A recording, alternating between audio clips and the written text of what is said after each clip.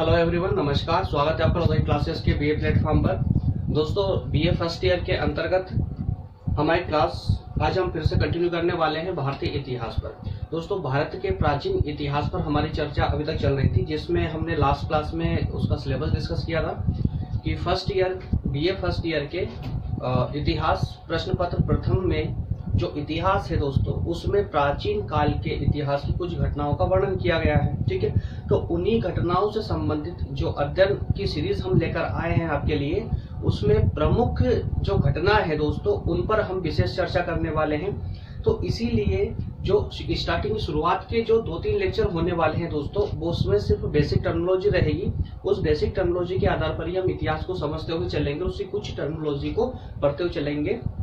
उस टर्मिनोलॉजी का एक फायदा दोस्तों ये होने वाला है कि इसमें जो भी आप पढ़ रहे हैं, अभी स्टार्टिंग की 1 या 2 इकाई में जब आप पढ़ेंगे दोस्तों, तो इसमें जो टर्मिनोलॉजी होगी, जो टॉपिक और जो कंसेप्ट होंगे, वो आपकी आंसर राइटिंग के लिए बहुत ज्यादा इंपॉर्टेंट होने वाले हैं। वो आपकी आंसर राइटिंग में आपकी जो इम्यूनिटी होगी दोस्तों, उसे बढ़ा देंगे, उसको इम्प्रूव करेंगे। ठीक है, तो इसलिए शुरुआत के जो 2 से 3 चैप्टर हैं, उसको बिल्कुल भी आप इग्नोर नहीं करेंगे, क्योंकि वो आपको एग्जाम में थ्योरी जब लिखेंगे आप, तो थ्योरेटिकल पार्ट्स को और मजबूत करने में ये आपकी सहायता करेंगे।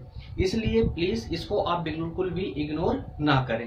ठीक है, तो दोस्तों आज से ही हमारी इतिहास पर हमारी पहली क्लास स्टार्ट होने जा रही है। लास्ट में हमने एक सिलेबस डिस्कस किया था इसी इतिहास के बारे में, जिसमें हमने ये देखा था कि हमें इतिहास में क्या क्या पढ़ना है और किस प्रकार से पढ़ना है दोस्तों। उसमें हमने 4 पॉइंट स्ट्रेटेजी को भी समझा था कि 4 पॉइंट स्ट्रेटेजी क्या होती है और इसमें किस प्रकार से हमें इतिहास को किस तरीके से, किस नजरिए से हमें इसे पढ़ना है। ठीक है, तो आज दोस्तों हम उसी इतिहास पर पहला लेक्चर लेकर आए हैं, जिसमें आज हम बात करेंगे इसकी अवधारणा, स्वरूप, क्षेत्र और महत्व पर।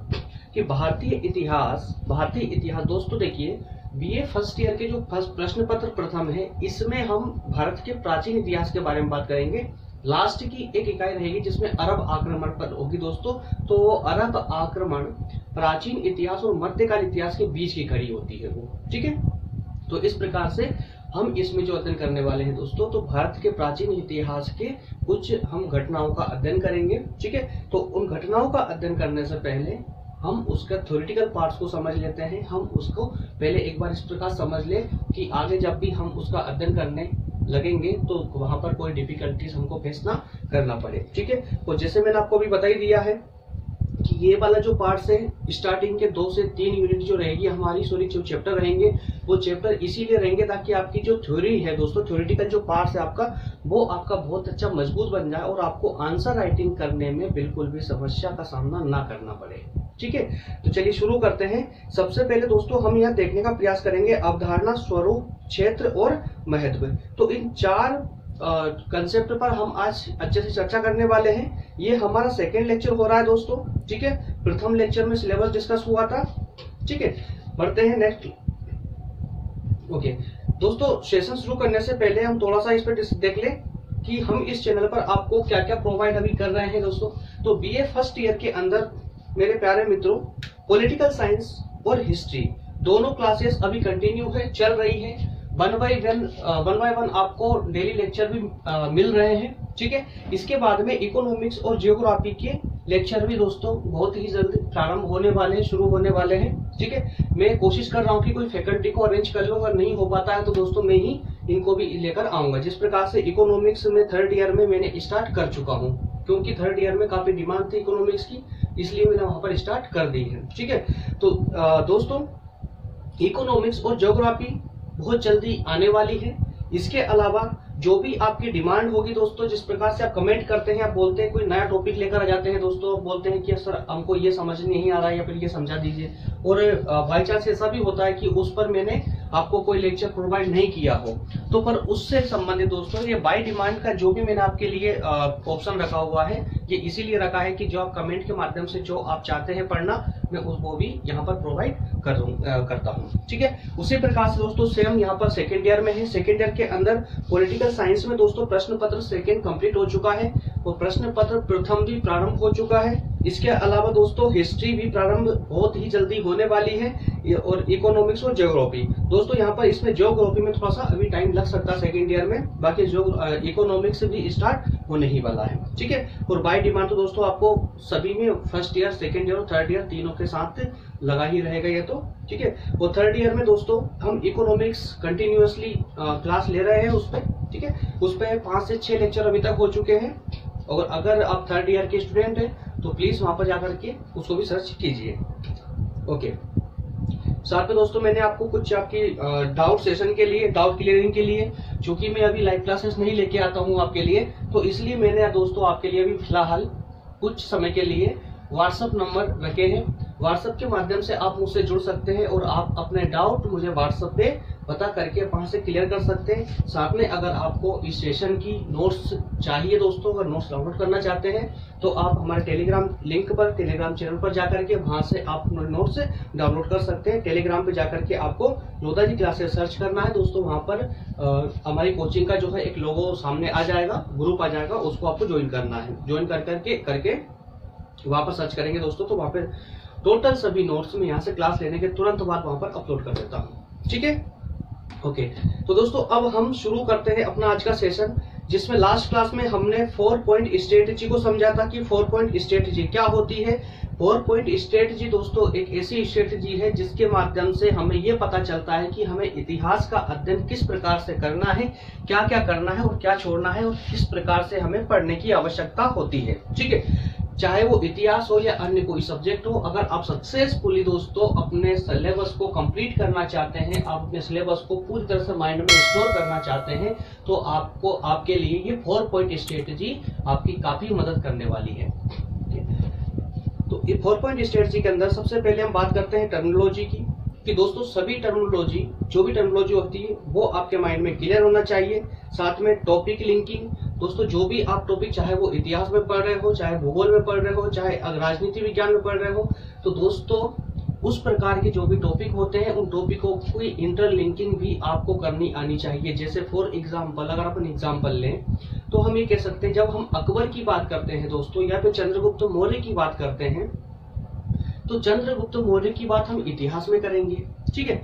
और चंद्रगुप्त मौर्य के द्वारा, समझिए बात को, चंद्रगुप्त मौर्य के द्वारा जो शासन पद्धति अपनाई गई थी मेरे दोस्तों, उस शासन पद्धति की बात हम कहाँ करेंगे, राजनीति में करेंगे, ठीक है।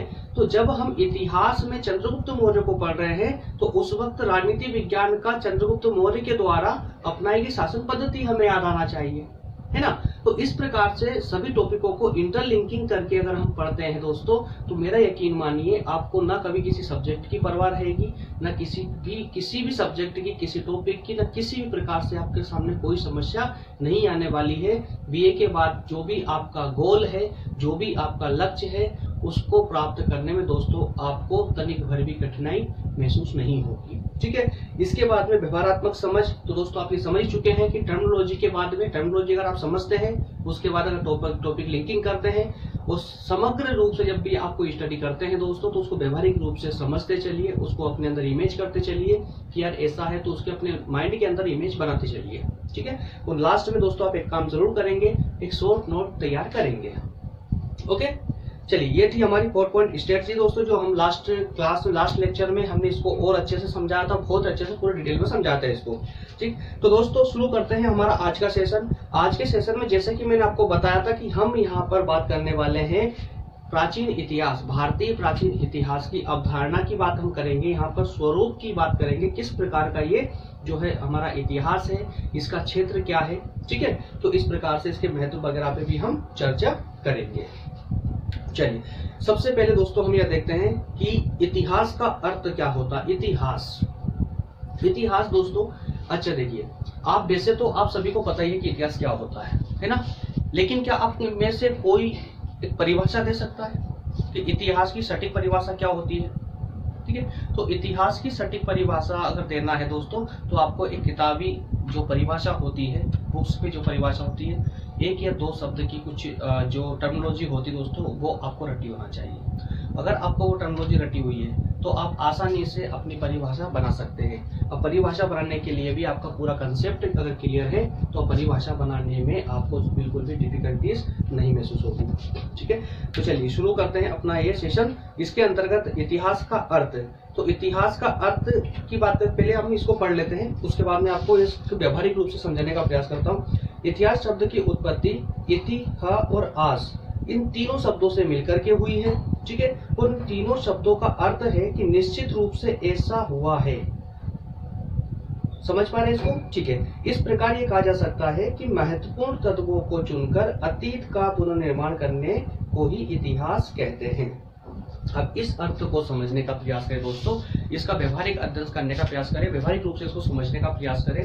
कहने का अर्थ इसका ये है कि जो इस इतिहास इन तीनों शब्दों से जिसकी उत्पत्ति हुई है, इतिहास की उत्पत्ति इति, अ और आस, इन तीनों शब्दों से दोस्तों इसकी उत्पत्ति हुई है। इन तीनों शब्दों का अर्थ यह होता है कि वाकई में रियल में कुछ हुआ है। ठीक है, तो इतिहास का अर्थ यही होता है दोस्तों, इतिहास का अर्थ होता है कि वाकई में पुराने समय में, पिछले समय में, वर्तमान से पहले कोई घटना घटी है, एक्चुअल में वास्तविक रूप में कोई घटना घटी है, उसी को हम इतिहास कहते हैं। ठीक है, तो कहने का अर्थ ये भी हो जाता है कि पुराने जितने तथ्य हैं उन तथ्यों को सहेज कर, उन तथ्यों के माध्यम से हम पुराने समय की व्याख्या कर सके, हम स्पष्ट रूप से कह सके कि पिछले समय में ये घटना घटित हुई थी। अब वो किस आधार पे हम बोलेंगे कि जो तथ्य हमारे हाथ में लगे हैं दोस्तों, तो तथ्यों के आधार पर ही हम बोलते हैं। ठीक है, जब हम आगे चलकर इसी क्लास के अंदर हम बात करेंगे ना कि ऐतिहासिक स्रोतों की, तो ऐतिहासिक स्रोत क्या होते हैं दोस्तों, वहां से आपको पूरा क्लियर हो जाएगा कि इतिहास एक्चुअल में क्या है। ठीक है, तो इस प्रकार से आपको कुछ भाषा भी याद होना चाहिए, परिभाषा भी आपको याद होना चाहिए इतिहास की, इतिहास होता क्या एक्चुअल में। तो इतिहास में आप ये याद रखेंगे, इन तीनों शब्दों से इति, ह और आस, इन तीनों शब्दों से इतिहास का निर्माण हुआ है। इन तीनों शब्दों का वास्तविक अर्थ होता है निश्चित रूप से कुछ हुआ है, कुछ घटित हुआ है। क्लियर है क्या परिभाषा? ओके दोस्तों, अगर ये क्लियर है तो हम अब आगे बढ़ते हैं। अब हम बात करेंगे अवधारणा की। अवधारणा एकदम सिंपल है, कुछ भी नहीं होती है दोस्तों, समझिए बात को। इतिहास की अवधारणा के अंतर्गत हम दो अवधारणाओं की बात करेंगे। उन दो अवधारणाओं में हम सबसे पहले ये देखेंगे कि भारत के जो इतिहासकार थे दोस्तों, उन्होंने हमारे इतिहास, भारतीय इतिहास के बारे में क्या बोला है। इसके अलावा हम बात करेंगे यूनानी और रोमन की, कि यूनानी या रोमन जो इतिहासकार थे वो हमारे बारे में क्या कहते थे। ठीक है, अच्छा, यूनानी और रोमन, हम हमेशा यूनानी और रोमन की ही बात क्यों करते हैं? उसका एक विशेष कारण है दोस्तों, क्योंकि जो इतिहास की शुरुआत हुई थी, या कहें कि सबसे पहले जो भी घटनाएं घटित होती थी दोस्तों, तो अधिकतर जो घटनाएं होती थी ना, वो यूरोप के दार्शनिकों के माध्यम से पूरे विश्व के सामने लाई जाती थी। ठीक है, और यही कारण था कि उस समय इतिहास का सबसे पहले जो वर्गीकरण किया गया, इतिहास के शब्दों को सबसे पहले जिन्होंने जहाँ रखा गया दोस्तों, वो कहीं ना कहीं यूरोप है ना, इधर यूनान, इधर से ही के दार्शनिक ही उधर से बिलोंग करते थे। ठीक है, और यही कारण था।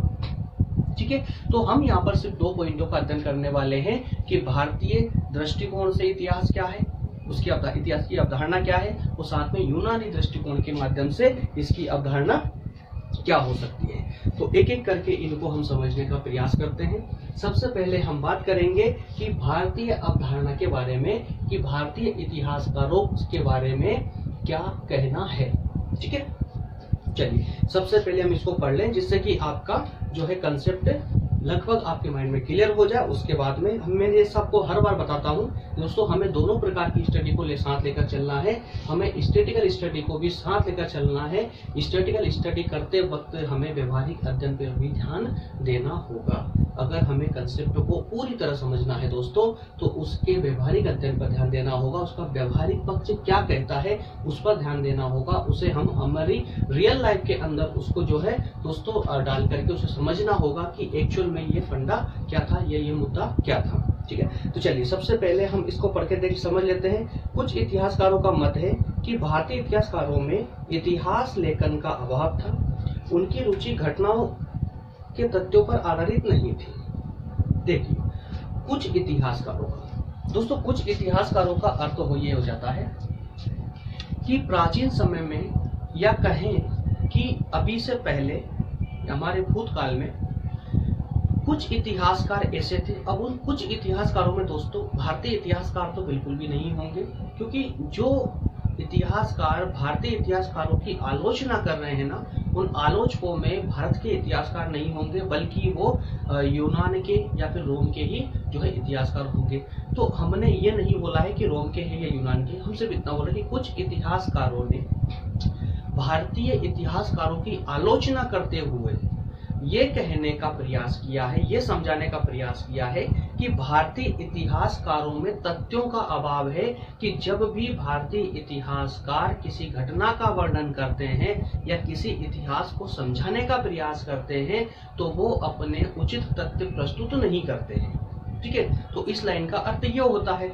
तो इतिहासकारों, पुराने इतिहासकारों ने, कुछ इतिहासकारों ने, जिन इतिहासकारों ने भारतीय इतिहासकारों की आलोचना की है दोस्तों, वो जो है सिर्फ और सिर्फ इस दृष्टिकोण से कर पाते हैं कि भारतीय इतिहासकारों के पास में जो है तथ्यों का अभाव है, उन घटनाओं को लेकर के तो तथ्यों का अभाव है दोस्तों। लेकिन अब हम ये कह सकते हैं कि इनकी बातों को पूरी तरह से स्वीकार नहीं कर सकते।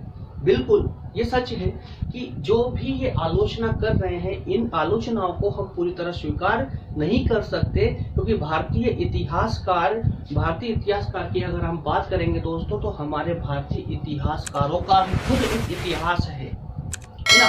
और विश्व पटल पर दोस्तों हमारा इतिहास काफी वैल्यू रखता है, कि जिस समय पूरा विश्व पूरा पिछड़ा हुआ था दोस्तों, उस समय अगर हम सिंधु घाटी सभ्यता की बात करें दोस्तों, तो हमारे यहाँ पर नगरीकरण हो चुका था। जिस समय विश्व में जो है व्यक्ति एक जगह ठहरकर समूह में रहना भी नहीं जानता था, उस समय हमारे यहाँ पर नगरीकरण हो चुका था। तो किस आधार पर कोई कह सकता है, कोई किस आधार पर आलोचना कर सकता है कि भारत का इतिहास बहुत पिछड़ा हुआ रहा है ना।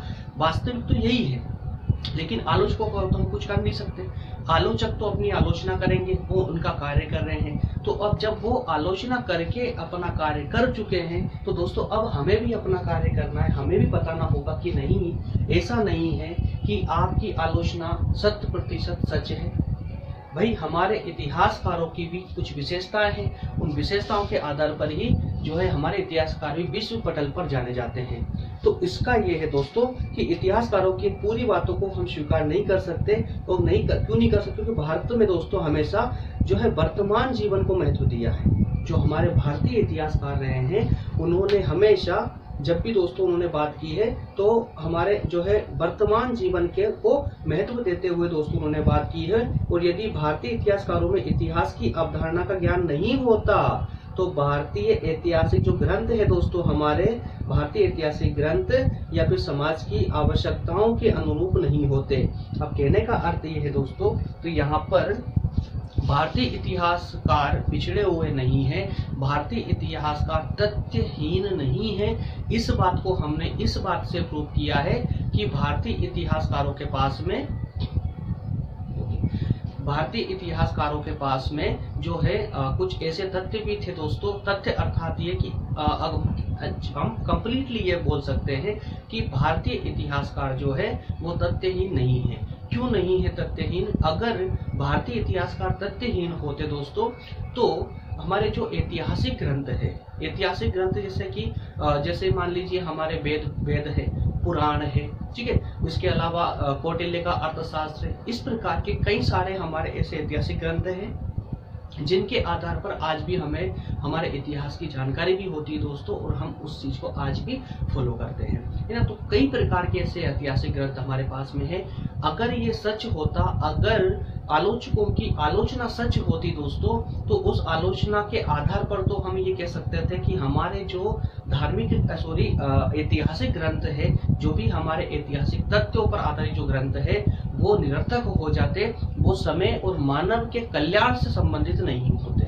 ठीक है, तो इस प्रकार हम कह सकते हैं कि भारतीय इतिहासकारों ने वर्तमान जीवन पर फोकस करते हुए अपने तथ्यों को प्रकट किया है, अपने इतिहास को वर्गीकृत किया है। ठीक है, तो दोस्तों क्या भारतीय अवधारणा अब आपको है? सिर्फ इतनी सी बात इसके अंदर करना है दोस्तों कि कुछ इतिहासकारों ने इसमें आलोचना की थी कि भारतीय इतिहासकार तथ्य विहीन है, उनके पास तथ्य नहीं है, कोई भी घटना को प्रस्तुत करते वक्त वो अपने उचित तथ्य प्रस्तुत नहीं करते हैं। वही हमने कहा कि नहीं भैया, ऐसा नहीं हो सकता है कि आपने कहा तथ्य नहीं है। अगर भारतीय इतिहासकार अगर बिना तथ्यों के कोई अपनी घटना को प्रदर्शित करते तो फिर ऐसा कैसे हुआ कि हमारे पास में इतने सक्षम कुछ ग्रंथ है, ऐतिहासिक ग्रंथ है, जो आज भी हमारे पास में यथा स्वरूप में है दोस्तों। पिछले जिस स्वरूप में उस समय थे उसी स्वरूप में आज है, और उस पे वर्तमान बहुत सारे ऐसे ग्रंथ है जिसे वर्तमान सुविधाओं से सुसज्जित है आज भी। ठीक है, तो हम स्पष्टता कह सकते हैं कि भारतीय इतिहासकारों ने जो है वर्तमान के जीवन पर ज्यादा फोकस किया था, और उन्होंने सटीक तथ्य रखकर ही अपने धार्मिक ग्रंथों का निर्माण किया, ऐतिहासिक ग्रंथों का निर्माण किया। इस प्रकार की कई सारे इतिहास की ऐसी घटनाएं हमको देखने को मिलती है, जिस आधार पर हम कह सकते हैं कि हमारे इतिहासकार जो है तथ्य विहीन नहीं हो सकते। ठीक है, इसके बाद में दोस्तों हम बात करेंगे सेकंड, इसका था यूनानी या रोमन अवधारणा के बारे में, कि इतिहास से संबंधित यूनानी और रोमन अवधारणा क्या थी।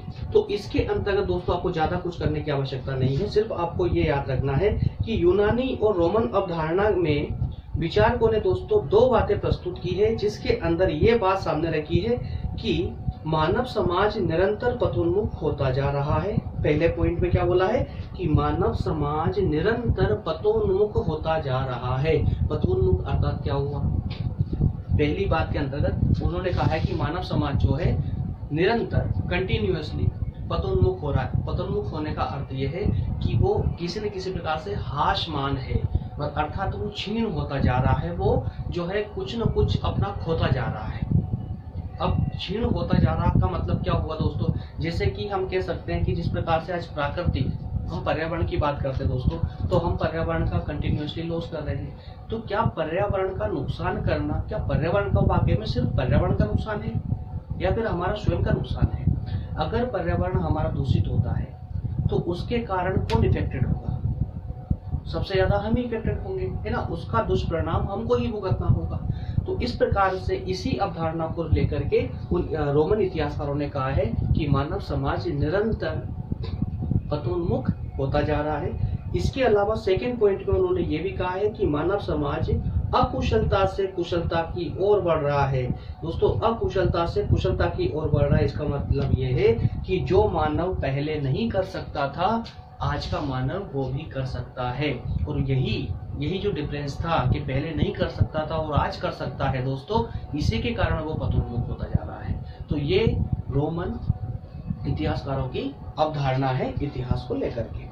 क्या दोनों पॉइंट आपको क्लियर हो चुके हैं? अगर दोनों पॉइंटों में दोस्तों कोई कंफ्यूजन हो तो प्लीज मुझे कमेंट करके आप बता सकते हैं, मैं आपका पूरा डाउट फिर से क्लियर करने का प्रयास करूंगा। ठीक है, क्योंकि ये जो है ना दोस्तों एक स्ट्रेटजी है पूरी की पूरी। आपको जो थ्योरेटिकल लिखोगे ना वहां पर, तो इस प्रकार की कुछ कहानियां याद होना चाहिए। अगर आपको इस प्रकार की थ्योरियां याद रह जाती है ना, तो आप किसी भी प्रकार से चाहे कितना भी क्वेश्चन घुमा करके वो दे दे, एग्जामिनर दे दे, आप कभी भी कंफ्यूज नहीं होगे, आप सटीक तरीके से अपना आंसर राइट कर पाओगे, है ना। तो इसी कारण से दोस्तों मैं जो भी कुछ इस तरह के कंसेप्ट होते हैं, हालांकि कोई भी इनको पढ़ाने से बचते हैं, इस प्रकार की चीजें पढ़ाते नहीं दोस्तों, ऑनलाइन क्लासेस में तो बिल्कुल भी नहीं पढ़ाते। उसका कारण ये होता है कि जो ये थ्योरेटिकल पार्ट है, थ्योरेटिकल पार्ट में कई सारे लोगों को लगता है कि ये तो सिर्फ पढ़ने की वस्तु, इसमें समझने सा कुछ नहीं है ना। तो इस कारण से इसको पढ़ाने से हर कोई टीचर बचता है, उसको छोड़ के और आगे मूव करता है और उन चीजों को लेकर के आता है जिसमें समझाने जैसा कुछ पार्ट होता है ना, स्टैटिकल कुछ पार्ट होता है। लेकिन मेरा मानना दोस्तों ये है कि अगर आपको जब शुरुआती कंसेप्ट ही क्लियर नहीं होगा तो मुझे ये बताइए क्या आगे का कंसेप्ट क्लियर कर पाओगे? ठीक है, जब हम इतिहास के स्रोतों की बात करेंगे, जब आपको यही पता नहीं कि इतिहास क्या होता है, इतिहास का स्वरूप क्या होता है, इतिहास का क्षेत्र क्या है, ये इस जो इतिहास का हम इतना बृहद अध्ययन कर रहे हैं, इसका महत्व या विशेषताएं क्या है, इसके गुण क्या है, तो ये बताइए मुझे, तो आप इसके स्रोतों को कैसे पकड़ पाओगे दोस्तों? और जब आप इस इतिहास के अंदर डीप में जाओगे और जाने के बाद जब इसकी घटनाओं का अध्ययन करोगे ना, तो दोस्तों आपको सिर्फ वो घटनाएं नजर आएगी। उन घटनाओं की विशेषता क्या है, जैसे मैंने आपको कल के लेक्चर बोला था कि 360 डिग्री आपको सोचना है। 360 डिग्री आपको सोचना है, और वो 360 डिग्री आप तभी सोच सकते हैं जबकि आपको उसका बेसिक पता होगा। अगर आपको बेसिक आपके माइंड में क्लियर है किसी भी टॉपिक का, तो आपका उसका जो टफ पार्ट होता है दोस्तों, टफ पार्ट आपको टफ कभी भी नहीं लगेगा, है ना। कोई भी टॉपिक हमें कठिन तभी लगता है जब उसका बेसिक कंसेप्ट हमारे अंदर क्लियर नहीं होते हैं। तो इसलिए अगर किसी कठिन को आसान बनाना है तो उसका जो बेसिक पार्ट है दोस्तों, उसको आप क्लियर कर लीजिए, उसको कंप्लीट कर लीजिए, वो कठिन अपने आप आसान बन जाएगा, आपको कुछ भी करने की आवश्यकता नहीं रहेगी। ठीक है, तो ये दोनों कंसेप्ट हमारे कंप्लीट हो चुके हैं, भारतीय अवधारणा और यूनानी या रोमन अवधारणा। ठीक है, अब हम बात करेंगे स्वरूप की। क्या इतिहास का स्वरूप क्या हो सकता है, इतिहास किस प्रकार का है हमारा, है ना। या अभी दोस्तों हम ये बात नहीं कर रहे हैं कि हमारे इतिहास की, अभी हम इतिहास को समग्र रूप से समझने का प्रयास कर रहे हैं। इतिहास क्या है, स्वरूप में सिर्फ दो ही बातें आती है दोस्तों। जब स्वरूप की बात करते हैं ना कि किस टाइप का है ये इतिहास, क्या वाकई में इतिहास अपने आप में एक अलग ही कुछ सब्जेक्ट है, या फिर क्या इतिहास हमारे साइंस से संबंधित है, क्या विज्ञान है इतिहास। तो इतिहास के लिए दो रूप देखे जाते हैं यहाँ पर, क्या इतिहास विज्ञान है या फिर इतिहास कला है ना। तो हम दोनों अवधारणाओं का यहाँ पर भी अध्ययन करने वाले हैं। एक तरफ हम देखेंगे कि इतिहास विज्ञान है, क्यों, क्योंकि विज्ञान की कुछ विशेषताएं होती है जो ये इतिहास भी धारण करता है। इसके प्रकार से हम कह सकते हैं कि इतिहास विज्ञान है। और वहीं इसके विपरीत भी हम दोस्तों इस प्रकार के कुछ पॉइंट देखेंगे कि जिसमें जो पॉइंट या जो विशेषताएं विज्ञान के अंतर्गत होती है, विज्ञान में होती है, वो इतिहास में नहीं पाई जाती। इस कारण से हम कह सकते हैं कि इतिहास विज्ञान नहीं है। तो कई सारे दोस्त इस बात पर आकर के कंफ्यूज हो जाते हैं कि सर ऑल ओवर हम इतिहास को विज्ञान कहें या नहीं कहें। दोस्तों कुछ टॉपिकों को साथ लेकर मैच करना है, क्योंकि एग्जामिनर जो क्वेश्चन करता है ना, तो वो आपसे ये बोलेगा, अगर मान लीजिए उसने ये बोल दिया कि इतिहास विज्ञान है, प्रूव कीजिए, तो आप क्या करेंगे, क्योंकि आप तो ये घर पे ही क्लियर करके कहते हैं कि नहीं इतिहास तो विज्ञान है ही नहीं है। ठीक है, और मान लीजिए आपने ये डिसाइड कर लिया कि नहीं हाँ साहब कि इतिहास विज्ञान है, और वहां पर क्वेश्चन अलग आ चुका, उसने बोला कि नहीं इतिहास विज्ञान नहीं है, कला है, स्पष्ट कीजिए, तो फिर आप अटक जाएंगे। इसलिए रास्ता हमेशा बीच का होना चाहिए, है ना। तो इसलिए दोस्तों हम इसके दोनों पक्षों पर बात करेंगे कि वाकई में इतिहास जो है विज्ञान है या नहीं है। एक तरफ हम बात करेंगे विज्ञान नहीं है और दूसरी तरफ बात करेंगे विज्ञान है, जिसके दोनों पक्षों का हम अध्ययन करेंगे 1 बाय 1 करके। ठीक है, ओके दोस्तों। तो सबसे पहले हम बात कर लें कि इतिहास विज्ञान है अथवा कला।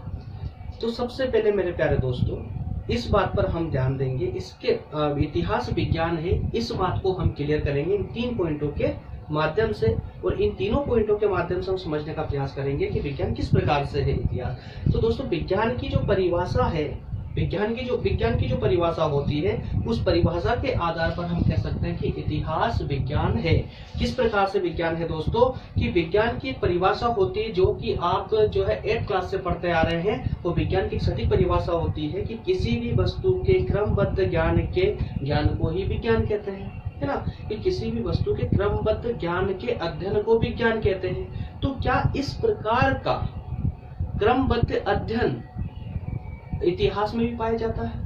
अगर पाया जाता है दोस्तों तो बिल्कुल आप इतिहास को भी विज्ञान कह सकते हैं। तो वही हम कह सकते हैं कि इतिहास में मानव जीवन के, इतिहास में क्या होता है, इतिहास में किसका अध्ययन किया जाता है, तो मानव जीवन के पहलुओं का अध्ययन किया जाता है। तो दोस्तों इतिहास में भी तो मानव के जो पहलू, जीवन के जो पहलू होते हैं, हमारे जीवन के जो पहलू होते हैं, उन पहलुओं का 1 बाय 1 करके अध्ययन किया जाता है। तो जिस प्रकार से हम आज इतिहास पढ़ रहे हैं तो स्टेप बाय स्टेप पढ़ रहे हैं ना। जैसे प्रागैतिहासिक काल पढ़ते हैं तो उसके जस्ट बाद में हम पाषाण काल पढ़ते हैं, तो पाषाण काल के बाद में उसके तीनों रूपों को देखते हैं, मौर्य काल देखते हैं, है ना, वैदिक काल।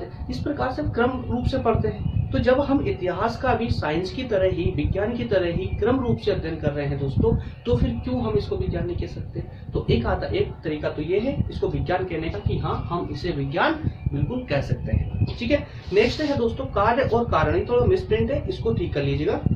कार्यकारिणी नहीं है, कार्य कारण है। तो कार्य कारण के संबंधों के आधार पर भी हम यहाँ पर बात कर बोल सकते हैं कि इसके अंदर दोस्तों इतिहास को हम विज्ञान कह सकते हैं। ठीक है, तो इतिहास में दोस्तों जो भी घटनाएं घटित होती है उनका कोई ना कोई एक निश्चित कारण आवश्यक होता है। जैसे अगर हम कारणों की बात करें तो भाई प्रथम विश्व युद्ध क्यों हुआ था, ये इतिहास के पहलू है कि प्रथम विश्व युद्ध क्यों हुआ था, द्वितीय विश्व युद्ध क्यों हुआ था। अगर हम भारत की बात करें दोस्तों तो प्राचीन भारत में या मध्यकाल भारत में या आधुनिक भारत में जैसे कि 1870 की क्रांति क्यों हुई थी, तो उसका भी एक सटीक कारण था।